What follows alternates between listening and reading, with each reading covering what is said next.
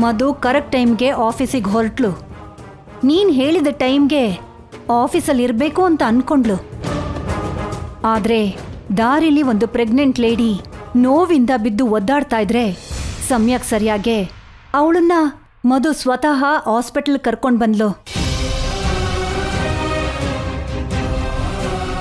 ಹೌದು ವಿರಾಟ್, ಇವತ್ತು ಒಂದು ತಾಯಿ ಮಗು ಪ್ರಾಣನ ಅವಳು ಕಾಪಾಡಿದ್ಲು. ಏನಮ್ಮ ನೀನು ಹೇಳ್ತಾ ಇರೋದು? ನಿಜ ಕಣೋ ವಿರಾಟ್. ಮಧು ಇದ್ದಾಳಲ್ಲ, ಆ ಗರ್ಭಿಣಿ ಹೆಂಗಸ್ನ ಹಾಸ್ಪಿಟಲ್ಗೆ ಕರ್ಕೊಂಡು ಬರ್ದೆ ಹೋಗಿದ್ರೆ ಎರಡೂ ಜೀವಗಳು ಮೇಲ್ ಹೋಗ್ತಾ ಇದ್ವು ಕಣೋ. ವಿರಾಟ್, ಮಧು ಇವತ್ತು ಲೇಟಾಗಿ ಬಂದಿದ್ರಿಂದ ಇವತ್ತು ನಮಗ್ ಬರ್ಬೇಕಾಗಿರೋ ಡೀಲು ಕೈ ತಪ್ಪು ಹೋಗಿರ್ಬೋದು.